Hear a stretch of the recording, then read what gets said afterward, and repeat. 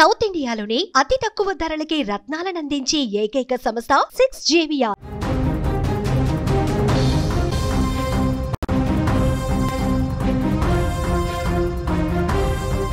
చేవేళ్లలో జరిగిన రోడ్డు ప్రమాద దృశ్యాలు ప్రతి ఒక్కరిని కూడా కన్నీళ్లు పెట్టిస్తున్నాయి. ఒకే కుటుంబంలో ముగ్గురు అక్క చెల్లెళ్ళు చనిపోవడంతో ఆ కుటుంబంలో తీవ్ర విషాదం నెలకొంది. ఆ తల్లిదండ్రులు గుండెల విషయాల రోధిస్తున్నారు. అక్క చెల్లెళ్ళ మృతితో పూర్తిగా కూడా ఆ తాండూరు పట్టణం, ఆ ఇంటి పరిసర ప్రాంతాలన్నీ కూడా పూర్తిగా విషాదంలో కూరుకుపోయిన పరిస్థితుంది. అక్క చెల్లెళ్ళు తనూష, సాయిప్రియ, నందినిగా గుర్తించారు. హైదరాబాద్లో వాళ్ళు చదువుకుంటున్నారు. ముగ్గురు అక్క చెల్లెళ్ళు కూడా హైదరాబాద్లో చదువుకుంటూ ఉన్నారు. హైదరాబాద్ వెళ్లేందుకు ఉదయాన్నే వాళ్ళు తాండూరులో బస్ ఎక్కి వస్తున్నటువంటి క్రమంలో మార్గ మధ్యలో ఈ ఘోర ప్రమాదం జరిగి ఆన్ ది స్పాట్ ఆ ముగ్గురు అక్క చెల్లెళ్ళు కూడా చనిపోయినటువంటి పరిస్థితి. గమ్యస్థానానికి చేరుకోకముందే ఈ ఘోర రోడ్డు ప్రమాదంలో ముగ్గురు చనిపోయారు. మీరు దృశ్యాల్లో చూస్తూ ఉన్నారు స్క్రీన్ మీద. ఆ ముగ్గురు అక్క చెల్లెళ్ళు కూడా తమ అక్క వివాహం సందర్భంగా ఎంతో సరదాగా, ఎంతో సంతోషంగా ఆ వివాహ మహోత్సవంలో పాల్గొని ఎంతో చక్కగా ఆనందంగా గడిపినటువంటి పరిస్థితి ఉంది. ఆ ఫోటోలో కూడా మీరు చూస్తున్నారు. ఇదే వారి చివరి జ్ఞాపకంగా మిగిలిపోయినటువంటి పరిస్థితి ఉంది. ఆ వివాహం రోజు వారి అక్క వివాహం రోజు కుటుంబ సభ్యులు, బంధువులు, వాళ్ళ దగ్గర ఆ వివాహానికి వచ్చినటువంటి ఫ్రెండ్స్ అందరితో కూడా ఎంత చక్కగా, ఎంత ఉల్లాసంగా, ఎంత ఆనందంగా గడిపినటువంటి ఆ జ్ఞాపకం తాలూకు ఫోటో మీరు చూస్తూ ఉన్నారు. ఇక అదే వారి చివరి జ్ఞాపకంగా మిగిలిపోతుందని చెప్పి అస్సలు ఊహించినటువంటి పరిస్థితి ఉంది. ఆ ఫోటో వాళ్ళు ఎంత సంతోషంగా ఉన్నారు చూడండి. ఆ ఫోటో చూస్తుంటేనే మనకు అర్థమవుతుంది. ఎంత సెలబ్రేషన్ మూడ్లో, ఎంత నవ్వుతూ చక్కగా కనిపించినటువంటి ఆ ముగ్గురు అక్క చెల్లెళ్ళు ఈరోజు ఉదయాన్నే జరిగినటువంటి ఈ ఘోర రోడ్డు ప్రమాదంలో ఆ కంకరం మొత్తం కూడా వాళ్ళు కూర్చున్నటువంటి సీట్ల మీద పడిపోవడంతో ఆ కంకరలో పూర్తిగా మునిగిపోయి 5 ఫీట్ల వరకు కంకర పడటంతో కిందనే కూరుకుపోయి కొద్ది క్షణాల్లోనే వాళ్ళు కన్నుమూసినటువంటి పరిస్థితి. చాలా అంటే చాలా ఘోరమైనటువంటి ప్రమాదంగా కనిపిస్తోంది. వారి తల్లిదండ్రులు నిజంగా ఎంత శోకంలో మునిగిపోయారంటే, ముగ్గురు పిల్లలు ఒకేసారి ఒకే ప్రమాదంలో చనిపోయారంటూ వాళ్ళు గుండెలు బాదుకుంటూ రోధిస్తున్నారు. ఆ తల్లి అయితే సొమ్మసిల్లి పడిపోయింది కూడా. వెంటనే ఆసుపత్రికి దగ్గరికి ఆ మృతదేహాలను తీసుకెళ్తున్నప్పుడు ఆ తల్లిదండ్రులు పడినటువంటి ఆ రోదన, ఆవేదన అసలు అక్కడ చూసిన వాళ్ళందరూ కూడా, ప్రత్యక్షంగా అక్కడ సాక్షులు అందరూ కూడా ఒక్కసారిగా వాళ్ళు ఆవేదన తన్నుకొచ్చినటువంటి పరిస్థితి. విజువల్స్లో మీరు చూస్తూ ఉన్నారు.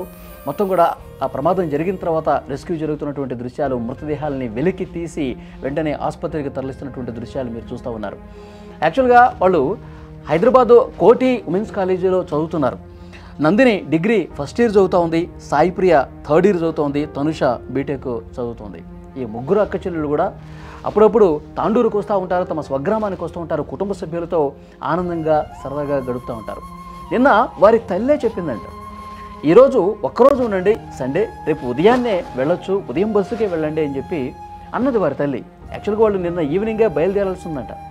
కానీ తల్లి ఇంకొక రోజు ఉంటారు కదా నా దగ్గర, మళ్ళీ వాళ్ళు చదువుల్లో పడిపోయి హైదరాబాద్లోనే ఉంటారు కదా, రాక వస్తూ ఉంటారు, రేపు ఉదయాన్నే ఫస్ట్ బస్సుకే వెళ్ళండి అమ్మా అని చెప్పి ఆ తల్లి వాళ్ళ ముగ్గురు కుమార్తెలను కూడా వెళ్లకుండా ఆపటం వల్ల ఇంత పెద్ద ఘోరం జరిగి చనిపోయినటువంటి పరిస్థితి అని చెప్పి ఆ తల్లి గుండెలు బాదుకుంటూ రోధించినటువంటి పరిస్థితి కూడా ఉంది.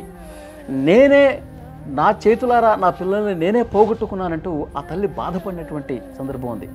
నిన్న ఆదివారం రోజు నేను పంపించి ఉంటే హైదరాబాద్కి వాళ్ళు ఈరోజు బతికి ఉండేవాళ్ళు కాదా అని చెప్పి ఆ తల్లి రోధించిన పరిస్థితి. ఆ తండ్రి కూడా ఆ గుండెల్లో ఆ బాధని దిగమింగుకొని మాట్లాడుతున్నటువంటి పరిస్థితి. నిజంగా వాళ్ళు నలుగురు అక్క చెల్లెళ్ళు, ఒక అన్న కూడా ఉన్నాడు. అక్క వివాహం రోజే ఆ ఫోటో మీరు చూస్తున్నారు. ఇదే చివరి జ్ఞాపకం అయిపోయినటువంటి పరిస్థితి. ఆ కుటుంబ సభ్యులు, వాళ్ళ బంధువులు అందరూ కూడా ఆ స్పాట్లో రోధిస్తున్నటువంటి పరిస్థితి. ఒక్కసారి మీరు స్క్రీన్ మీద విజువల్స్లో చూస్తూ ఉన్నారు.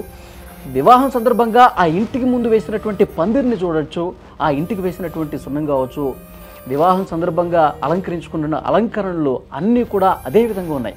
గత నెల 15వ తారీఖు జరిగింది.